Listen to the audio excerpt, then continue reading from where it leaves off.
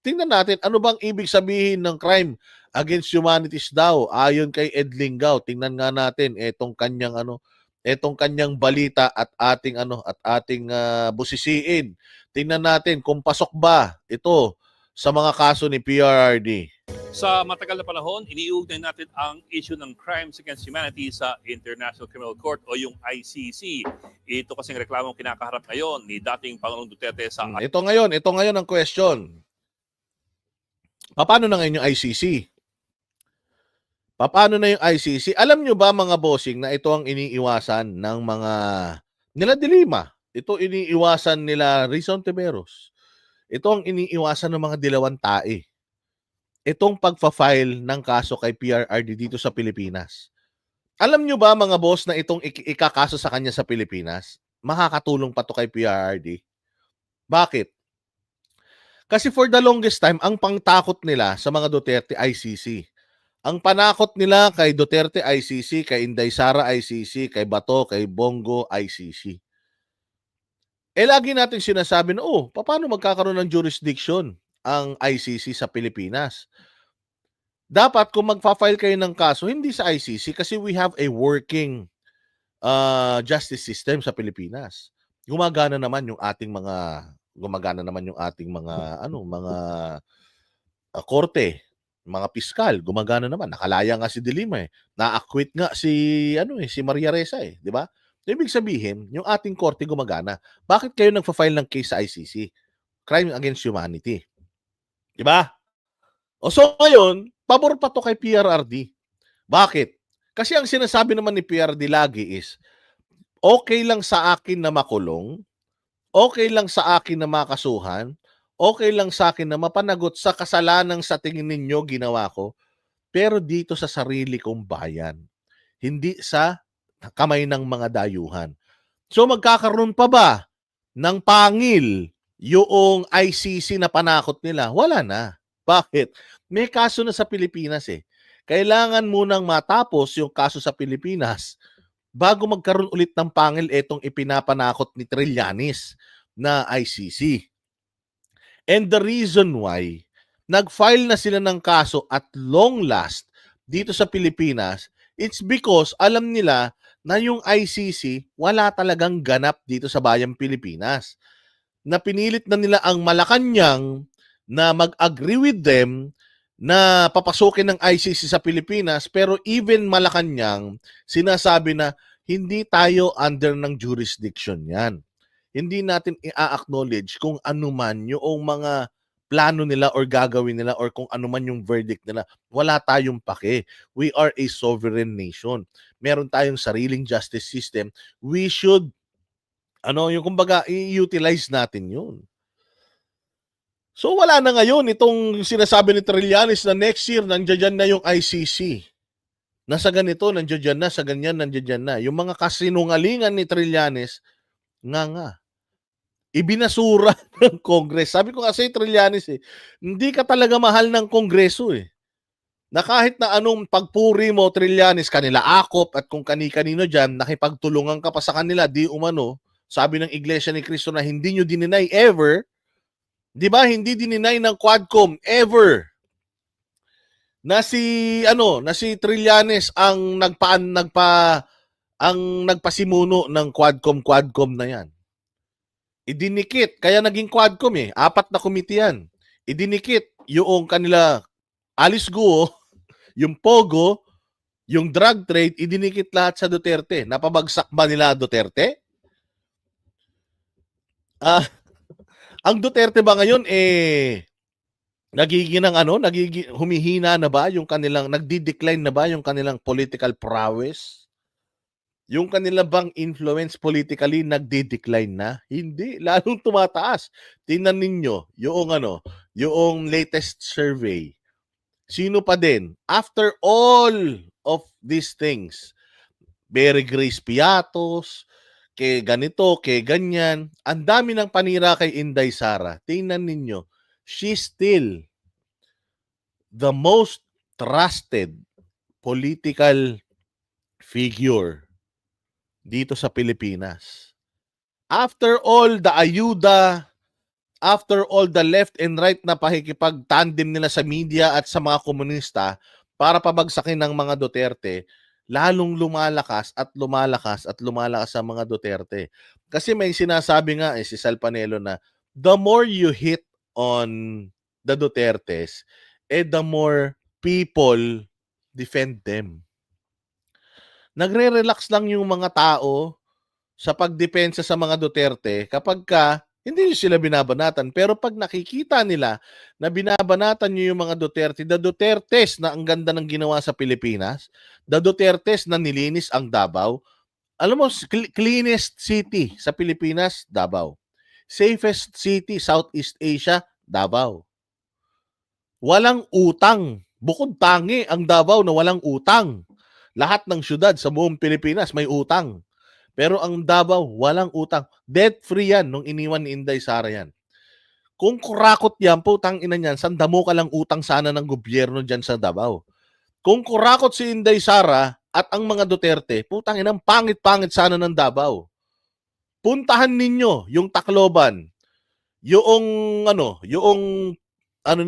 ni Martin Romualdez, yung kanyang distrito, bulok. Yung distrito ni Martin Romualdez, bulok. Puntahan ninyo yung mga distrito ng mga kupal na mga congressman na nagagalit sa mga Duterte. Tingnan ninyo anong meron sa kanila. Tingnan niyo distrito ni Pastor Dila diyan sa Santana. Tingnan ninyo. Putang ina, dumi-dumi. Oh, dumi-dumi, daming kawatan, daming mga pedicab. Hindi mo pagmamalaki. At tingnan nyo pa yung iba. Tingnan nyo yung distrito ni Ace Barber sa Surigao. Di ba? May balita nga eh. Ano na yung balita na yun? Yung sinasabing may nahuli daw na sasakyan dyan, eklat-eklat. But wala na yun. Hindi na yun na Hindi na yun na napag-usapan. Di ba? At and so on and so forth. Tingnan nyo yung distrito ni Suarez sa Quezon. Tingnan nyo yung distrito ni Fernandez sa Laguna.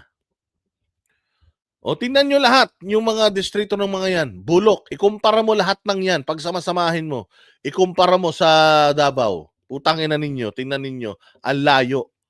Yung ni Bongbong Marcos, tingnan ninyo yung kanyang Ilocos Norte. Ano meron doon? Putangin hanggang ngayon, poso pa din yung gripo doon. Tagal-tagal na nilang gobernador dyan. Ang dami-daming tubig dyan, dahil bundok dyan, dahil pagkukuhanan ng tubig dyan. Pero sa poso pa din nag-iigib yung karamihan ng mga tao dyan. Kanya-kanya na nga yung mga tao dyan na pagbili ng mga motor eh. Bibili ng motor para higupin yung laman ng balon eh, para dalhin sa mga bahay nila. Baga, gumagawa na lang mga bossing, gumagawa na lang ng paraan yung mga tao para somewhat mag-advance yung kanilang yung kanilang buhay. Oh, tingnan niyo, punta kayo ng Ilocos. Sabi ko nga sa inyo, ako taga Ilocos kami. Ilocos Sur kami. Dulong-dulo kami ng Ilocos Sur. Doon sa amin hanggang ngayon poso pa rin ng tubig, balon. Nilalagyan nila ng tubo yun ng poso para madaling magigib. Dati kasi ginaganon yung may kawayan na mahaba tapos may balde sa ilalim eh. Dati ganon. Pero nag-improve na, poso na. Oo. So imaginein mo ang tagal-tagal na nasa kanilang Ilocos. Ganun pa rin ang sistema ng buhay. Samantalang diyan sa Davao, dating punong-puno ng mga terorista diyan, dating punong-puno ng mga rebelde diyan, dating punong-puno ng mga kung ano-ano masasamang entities diyan. Nung umupo yung mga Duterte, ano nangyari? Bukod tangi sa buong Mindanao, ang Davao ganyan ka-safe. So paano nyo masasabi na itong mga Duterte na ito katulad ng mga piniprivilege speech ninyo? It doesn't add up. Kasi kung ang isang namumuno ay talagang kriminal, di sana ang dami-dami ng rebelde sa lugar nila wala zero insurgent sila Di ba? Zero insurgent sila sa Davao. Nagkakaisa ang mga tao sa Davao. Sa tingin nyo kung kriminal yung mayor nila na si Inday at saka yan si PRRD, sa tingin niyo hindi sila magrarally doon? Sobrang reklamador ng mga Pilipino, putang ina, kahit nga lang konting problema, nirarally ng mga Pilipino. Do you think mananalo pa sila doon? Di ba? Sa tingin mo, Mananalo pa ang mga Duterte diyan sa Davao kung mga kurakot at mamamatay tao mga yan. Ngayon, kung sakali na naging matigas, kung sakali na nagkaroon ng kamay na bakal yung mga Duterte diyan sa Davao, bakit ang nagrereklamo yung mga puki ng inang hindi mga taga Davao? Tanungin nyo, bawat Davaoenyo, pumunta kayo sa Davao, magpulso kayo ng bayan dun sa Davao. Masaya ba sila sa pamumuno ng isang kamay na bakal na mayor? Kapag sa Davao, okay naman, putang ina ninyo dito sa sa batasan, wala kayong pakialam. Hindi kayo pwedeng maging spokesperson ng mga taga Davao dahil sila mismo, kung ayaw nila sa pamumuno ni Duterte, kung sila mismo takot sila sa mga Duterte, kung sila mismo sukan-suka sa mga Duterte, hindi na sana nananalo yan sa eleksyon sa kanila. But considering na sila pa din ang pinaka-maimpluwensyang politiko sa Davao nang hindi nila kailangang magpamudmud ng ayuda, tangina wala kayong karapatan para sabihan or para akusahan yung mga leaders nila doon sa Davao na human rights violators. Hindi po human rights violation ang linisin mo ang iyong lugar. Kapag nagdeklara ka ng gera, may mamamatay talaga. Kapag lumaban ka at nilabanan mo ang isang krimen, chances are dumanak talaga ang dugo. Kapag ka drug lords, ang mga kalaban mo, willing pumatay ng tao rin ang mga ito. It's either them or you. So yung mga namatay dito sa Davao City dahil sa paglilinis ng mga Duterte, good riddance po yan. Same goes mga bossing. Same goes mga bossing dito sa buong Pilipinas na noong si Pangulong Duterte ay nangampanya, kanya pong tinuran yan. Are you sure? Gusto nyo akong tumakbong presidente? I am telling you, magiging madugo. Papatayin ko lahat ng mga kriminal. Papatayin ko yung mga, patatabain ko yung mga janitor fish sa Manila Bay. Itatapon ko lahat yung mga bangkay dyan. Ang daming kriminal, ang daming adik. Sigurado ba kayo? Nagtanong siya sa bayang Pilipinas kung sigurado ba tayo sa klase ng politika niya, sa klase ng pamumuno niya. Nanligaw tayo eh. Noong pong si PRRD ay nangampanya para sa bayang Pilipinas, sinabi na po niya yan sa atin. Ipinaliwanag niya na yan na magiging madugo. Wala siyang ipinangakong hindi niya tinupad. Hindi yan katulad ng 20 pesos na kilo ng bigas ni Bongbong Marcos na ipinangako niya pero hindi naman niya ibinigay. Ito si PRRD, lahat ng pinangako niya binigay, magiging madugo. Uubusin ko lahat ng kriminal. Uubusin ko lahat ng korap. Uubusin ko lahat ng adik. Ganun ang sinasabi ni PRRD noong siya ay noong siya ay nangangampanya. Now, lahat ba nitong mga sinasabi ng mga congressman ngayon bago sa atin? Lahat ba ng mga privileged speech ng mga kongresista ngayon na nangyari noong panahon ni PRD, bago ba sa atin? Hindi na po yun bago sa amin. Ini-expect na po namin na maraming mamamatay. Kaya nga namin siya binoto eh. Ini-expect na natin yun. Kayo ba hindi nyo ini-expect? Ini-expect na natin yun. Yun ang pangangampanya ni PRD sa atin eh. Ang pangangampanya ni PRRD sa atin is marami siyang papatayin ng mga kriminal eh. So anong natin? Ano pang kinakatakot natin? Ano pang inaano natin? Ano pang bago doon sa mga ang bago lang sa mga statement nila, pinapalabas nila as if ginawa ni PRRD yun ng kagustuhan lang niya, ng trip lang niya. Yun yung pinalalabas nila eh. 'Di ba? Ipinalalabas nila na sa kapritsyo ni Duterte. Pwede ba yun? Tumakbo ako ng presidente tapos patayin ko lahat ng tao sa Pilipinas, katulad nung sinasabi nila. Maniniwala ba tayo sa ganung propaganda? Di ba? Hindi ba pwedeng tumakbo si PRRD sa Pilipinas kasi gusto niyang baguhin talaga ang sistema sa Pilipinas? Ang daming kriminal.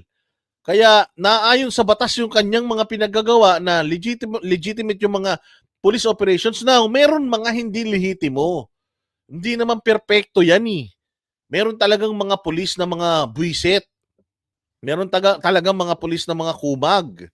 Meron talagang mga pulis na dahil nga noong panahon ni PRD mahuhuli na sila bukod sa pag-hunting ng mga ng Duterte administration sa mga adik sa kalsada, mga pushers, naghahunt na din ang ano yung magkasabay na nililinis yun.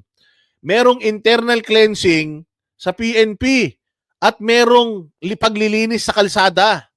Magkasabay na nangyayari yun. Kaya nataranta yung mga sindikato. Kasi sino yung mga sindikato? It turned out na yung mga general natin sa Pilipinas involved sa drugs. It turned out na yung mga politiko natin, mga mayors, involved sa drugs. Hindi ini-expect ni PRRD yun until maging presidente siya at nagkaroon siya ng access sa intel community na lahat pala ng mga putang ina nito involved sa drugs. Anong gagawin ni PRD? Susuko siya. Hindi pwede. Kasi pag sumuko si PRD, kawawa mga bata eh. Kawawa kayo, kawawa tayo. Kaya ginawa niya, tinuloy-tuloy niya. Nililinis ni Bato yung PNP at the same time, nililinis ni Duterte yung kalsada. Nataranta yung mga sindikato. Nataranta yung mga yung mga miyembro ng kartel na mga pulis. Anong ginawa nila? Lahat ng assets nila pinagpapapatay nila. Nagkaroon din sila ng sarili nilang cleansing. Kumbaga, magkakasabay na nangyari yon. Nagki-cleansing sa kalsada, nagki-cleansing sa PNP, yung mga sangkot na mga pulis, nag-cleansing din sila on their own. Kaya biglang putang na naglutangan yung mga bangkay. Kasi mga assets nila yon. Yun ang hindi naiintindihan netong mga naghihiring dyan sa Kongreso. Na the fact na mga mayors mismo nagdodroga at nagtutulak, pati mga general, what do you expect? Do you expect walang mamamatay? Kaya nga gera eh. Again, hindi ba natin ine-expect itong nangyayari na to? Ako nga hindi ako masaya eh. Bakit? Kasi hindi nga nalinis ng buo. Kung pwede lang, kung may namatay na 3,000 mahigit, katulad sinasabi nila, kung pwede lang, may mamatay ng mas marami pa. Kung pwede, 100,000, basta lahat pusher at adik. Okay lang sa akin. Bakit? Kasi yan ang sumisira sa bayan natin Pilipinas. Kaya hindi tayo makaunlad-unlad dahil sa mga hinayupak na mga kriminal na yan eh. So okay sa akin yun. Nakulangan ako, oo, sayang PRD. Kung hindi lang nagka-pandemic, putang ina, mas marami pa sanang namatay. Di ba? Mas marami pa sanang mga adik at mga pusher na nanlaban. Kasi ayaw ko makulong nung panahon na yon. Ang daming sumuko. Napag-usapan ba dyan? Sa Quadcom, yung dami ng sumuko. Milyon ang sumuko na mga nagdodroga. Milyon. Punong-puno ang mga kulungan nun. Mula Apari hanggang Hulo, punong-puno mga kulungan, mga boss. Ikaw ba gusto mo pang makipagsiksikan doon? Hindi. Putay na, makikipagbarilan ako sa inyo. Ganun na sistema ng bayan natin Pilipinas. Noong naging presidente si Duterte. Nagalit ba tayo? Ang galit lang naman nun, sino? Si Leni Robredo. Walang ibang galit. Yung mga congressman na yan, congressman na sila nun. Pero nagalit ba sila kay Duterte noon? Nagkaroon ba ng hearing kay Duterte? Nagkaroon ng hearing sa Senado. Push through ba yung hearing? Kaya nga sabi ko nga eh, lahat naman ng mga patutsada nila ngayon, recycled na eh. Noon pa yan, napag-usapan na eh. Sabi nga nila ba to, ano ba yan? PNP chief pa lang ako, iniimbestigahan na kami. Senador na ako, natapos na yung termino ko, iniimbestigahan pa rin kami. Nung ang PNP chief ako, wala silang nakita. Ngayon pa kaya, gaano kagaling yung mga congressman ngayon na walang nakita noon, tapos ngayon biglang meron na. Doon ka magtataka. Kaya nga minsan naiisip talaga ng tao, baka nagkakabayaran talaga dyan. Baka ha? Kasi bakit? Tapos na yan nun eh. Naiano na yan nun. Napag-usapan na yan nun eh. Umiiyak pa nga si Bato de la Rosa, remember? General pa lang siya. General pa lang si Bato. Umiiyak na siya sa Senado. Dahil pinagbibintangan na sila ng kung ano-ano. Pero nakasuhan ba sila nun? Hindi naman. Hindi naman sila nakasuhan. Napapag-usapan ba dyan sa war on drugs ni Duterte yung dyan sa Kamara yung ilang milyon yung sumuko? Meron ba silang kinausap dyan sa Kamara na mga pabor sa war on drugs ni Duterte? Kasi lahat ng kinausap nila dyan, puros mga biktima ko no, hindi pa nga nagsalita eh. Yung mga biktima nga, wala man nakakapagsalita eh. May kinausap ba sila na kabilang side? Yung mga Duterte defenders, yung mga tuwan-tuwa na nawala yung mga adik sa kanila, may kinausap ba sila dyan? Wala. Paano mo sabing credible yan? O ano ba yung crime against humanity? ICC. Pero hindi kasi alam ng marami, meron po tayong sariling batas tungkol dito. Ang Republic Act 9851, pinirmahan noong panahon ni Pangulong Gloria Arroyo noong December 2009. Ito po ang mga pinaparusahan ng batas na ito. Ang paglabag sa international humanitarian law, genocide at ang crimes against humanity. Simulan po natin dun sa crimes against humanity dahil yun po ang nirekomendang kaso ng Quadcom laban kay dating Pangulong Duterte. Medyo malawak po ang definisyon nito sa Section 6. Ito po ang sistematikong pag-atake sa mga sibilyan na maaaring gawin sa mga susunod na paraan. Dahil po ang willful killing, extermination, enslavement at deportation, severe imprisonment at torture, rape and sexual slavery, persecution at enforced disappearance, apartheid at mga aksyon na nagdudulot ng malawakang Ayan, widespread systematic attack versus tangina. Widespread systematic. Tingnan natin kung pasok ha. Oy, Simply Luis, thank you very much, boss. Nakakauwi lang from work. Thank you, ingat dyan and enjoy kayo. Yes, yes, yo. Pupunta to si Simply Luis dito sa Japan si January. Magkikita sila ni Jing Corpus. Mabuhay ka. Ikamusta mo na lang ako kay Jing Corpus ha.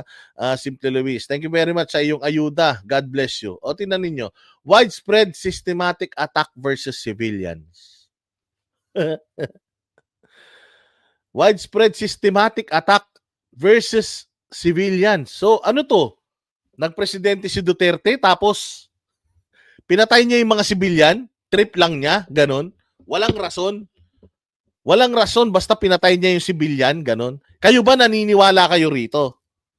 Again, a crime against humanity, ito daw po yung mga yung mga definitions no na. Widespread systematic attack versus civilians. Putang ina, yan, tama to sinasabi ni Hansya. Kung si Hitler ka, yan. Kung ikaw si Yamashita, yan. Yung puta, pumunta ka sa isang lugar, tapos lahat ng makita mo ron, pinagpapapatay mo. Yan. Widespread systematic attack. May sistema pa daw, ha? Pangalawa, willful killing. Putay na, willful killing. So parang, nung naging presidente si Duterte, yun nakagad ang yun nakagad ang utos niya, patayin natin lahat ng tao. Putang ina, ba't buhay pa tayo? Ba't buhay pa tayo? Kasi itong mga sinasabi nitong mga to, willful killing, extermination, widespread systematic attack versus civilians, imprisonment, torture, rape, sexual slavery, persecution of a group, enforced disappearance, apartheid, acts causing great suffering. Tayo na gawain ng NPA yan eh. NPA, mga bossing, ang gumagawa niyan. So parang ngayon, yung gawain ng NPA, yung gawain nila Paduano noon, nang pinapasa nila kay Duterte. Naniniwala kayo dito? Isa-isahin nyo ulit. Widespread systematic attack versus civilian. Willful killing. Parang willful killing, yung puta, talagang bukal na bukal sa loob mo yung pagpatay. Extermination. Enslavement. Deportation. Imprisonment. Anak ng putya yan. Walang ganitong ginawa si ano, walang ganitong ginawa si Duterte. Wala 'to sa plataporma ni Duterte at lalong-lalong wala 'to sa trabaho ni Duterte. And I believe, ako personally, walang ganito. Kaso nila Franz Castro 'to. Kaso 'to ng NPA, kaso 'to nila Osama Bin Laden. Kaso 'to ng mga terorista sa buong mundo. Yung ginagawa ng mga terorista, eto yun. Walang ganitong ginawa si Duterte. Putang ina, sabi ko nga eh, walang ibang klase, walang patutunguhan talaga. Sige, diretso pa natin. Siya. Ang Section 4 naman ay tungkol sa war crimes sa mga krimen na nangyari sa gitna po ng giyera. Ang Section 5 naman ay tungkol po sa genocide o yung pagsira sa isang national, ethnic, racial o religious group. Mahalaga po rito ang Section 8, ang criminal liability. Nakasaad kasi sa batas na ito ng isang tao ay may pananagutan hindi lamang kung siya ang gumawa ng krimen, pero kung siya rin ang nag-utos o nag-udyok sa iba. Again crime against humanity, malinaw na malinaw. Wala yun. Walay yun sa mga pinagagawa ni Duterte. Criminal liability is principal. Commits the crime, orders or induces the crime. Wala yung isa sa mga yun. Wala doon ng pasok sa mga pinagagawa ni Duterte kasi nga lahat yun according to sa batas natin. Yung utos ni PRRD sa mga pulis natin, according sa batas. Nag-utos siya, labanan ng droga, mandato yun ng presidente. Nag-utos ang presidente na labanan na ang terorismo, mandato ng presidente yun. Nag-utos ang presidente na lahat ng mga kriminal i-operate, mandato ng presidente yun. Trabaho ng mga pulis yun. Trabaho ng mga sundalo yun. Kung ano man yun nangyari yun yung resulta nung kanilang laban. Resulta yan ng kanilang laban. Anong pinoproblema natin doon? Natural, sabi nga nila, kapag ka may gera, ano yun? May talagang dugong dadanak. Meron bang gera na putang ina kurutan? Nakakahiya ang kaso nila kung ang basihan against crime against humanity kasi may batas na pinapatupad at ito ay war on drugs. True. Nilamon na ng sistema talaga. Sige, diretso. Gawin ng isang krimen. Sa Section 10 naman, may pananagutan din ang superior bilang isang principal kung hindi niya nakontrol ang kanyang mga tauhan o kaya hindi siya nagtatag ng mga patakaran para hindi po mangyari ang isang krimen. Ang parusa sa malubhang paglabag ng batas na ito ay ang reclusion perpetua. Ayun na, forfeiture of assets. Di ba? Close po ito sa kapag ka ikaw ay dineklara na terorista. Forfeiture of assets, reclusion temporal to reclusion perpetua. Yung forfeiture of assets, yan talaga yung target nila. Pero yun nga ang nakakatawa ron. Sinasabi na nga ni PRD, tangina niyo, wala akong pera. May pera yung asawa ko. May pera yung mga anak ko. Pero ako, puto, wala akong pera. Wala nga nadagdag sa akin kahit isang poste ng bahay ko eh. Wala nga kayo nakikita sa akin na Mercedes-Benz eh. Sino ba naman tolongges ang kurakot? Sino ba naman tolongges ang nabubuhay na parang hari? Na puta, ganyan ang sistema. Sabi ko sa inyo, nagpunta si Shinzo Abe sa bahay niya. Hiyang-hiya si Shinzo Abe sa sarili niya. Hiyang-hiya siya kasi all this time namumuhay siya na parang hari. Samantalang yung presidente ng Pilipinas namumuhay ng simple. Paano mo sasabihin na kurakot yung ganun tao? Samantalang kayo nga ng mga congressman, ang mamahal nga ng mga relos nyo eh. Tapos sasabihin nyo, hindi kayo kurakot. Di ba? Walang ganun si Duterte. Kaya kahit i-lifestyle check nyo siya all you want, hindi kayo makakahanap ng kahit hint ng corruption sa mama na yan. Kung ano yung bahay niya noong siya'y presidente, nung natapos siya maging presidente, yun pa rin ang bahay niya. Ni hindi lumaki, ni hindi tumaas, ni hindi man nagbago yung pintura. Yung gate nga niya, kalawangin pa rin eh. O so sasabihin nyo sa akin na paniniwalain nyo ko na corrupt itong tao na to? Nakakadikit kami sa mga Duterte. Kung corrupt ang mga Duterte, sana sa tuwing nagkikita kami, nagfe-fellowship kami, sana lagi kaming may buhat-buhat na pera pauwi. Wala eh. Hindi yun gano'n. Oo, naa-appreciate nila PRRD yung efforts ng Banateros kasi alam niya na never niyang binayaran, never siningil ng Banateros ang mga Duterte sa suportang ibinibigay namin sa kanila. Hindi yun nangyari ever. Kaya napakalabo niyan. Sige, diretso. Danyos na hanggang 1 milyong piso.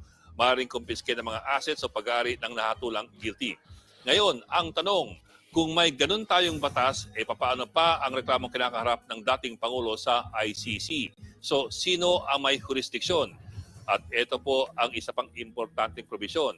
Sa Section 17 ng batas, nakalagay kasi na maaaring magbigay daan ng Pilipinas kung sakaling meron ng isinasagawang investigasyon o prosekusyon sa parehong kaso. Exactly. Si Kitty ang sinisilip nila eh. Sinisilip nyo si Kitty, baka mamaya silipin namin yung mga anak ninyo. Nag-aaral sa yung mga anak nga ng mga makabayan, nag-aaral sa ibang bansa. Nag-aaral sa Europe. Yung anak ni Romualdez, nag-aaral sa isang pinakamahal na universidad sa Europa. Tangina, saan ka makita niya? Alam niyo ba sila Baste? Sila Pulong, kung saan gumraduate yan? Si Inday? Diyan lang yan sa Davao. San Beda, Ateneo de Davao. Yan ang eskwelahan yan. Pinag-aral ba ni PRD mga yan sa Oxford, sa Harvard? Hindi. Diyan lang, dito lang nagtapos sa Pilipinas mga yan. Hindi yan katulad ng mga congressman na putang na sigaw makibaka, wag matakot. Tapos yung mga anak nag-aaral sa Europe, nasa Paris, nasa Spain, nasa kung saan man dyan sa Europa. Tuition fee pa lang doon, board and lodging pa lang doon, ang mahal-mahal na. Sabi ko nga sa inyo, kapag tumuro kayo na ganyan, yung 3 daliri nakaturo sa'yo. Ayan. Lahat ng mga nanunuro, lahat ng mga nagbibintang kay Duterte ngayon, lahat yan, kawatan sila yan mismo. Yung ibinibintang nila kay Duterte, 3 ulit na bumabalik sa kanila. Ganun yan. Kaso ang ibang international tribunal. Kung ganon, mariraw isurrender na lang ng Pilipinas ang isang suspect sa international court na nauna nagsasagawa ng investigasyon. Kaya't yan po ngayon ang mahalagang tanong. Kung saan po posisyon ng gobyerno ng Pilipinas kung tuluyang sasampa ng ganitong kaso ang dating Pangulo sa sarili niyang bayan. Hindi pwede yun. Mali yun. Mali na gumagana yung ating justice system sa Pilipinas tapos isusurrender mo siya sa ICC. Ano yun? Isinurrender mo na rin yung soberanya mo noon. 'Di ba? Yung soberanya mo, isinurrender mo na rin sa ICC. Ibig sabihin may korte ka naman dito, hindi mo kaya. Nagsampa na tayo ng kaso sa Pilipinas eh. Tapos ibibigay pa natin sa abroad. Ang bobo naman natin noon. Yun ang korupsyon. Yun ang pagtatraidor sa bayang Pilipinas. Oo, diyan mo masasabi na traidor yung mga nagpapanukala niyan kung meron ng kaso dito sa Pilipinas tapos ibibigay mo pa sa abroad. Napakahina mo nun, hindi ba?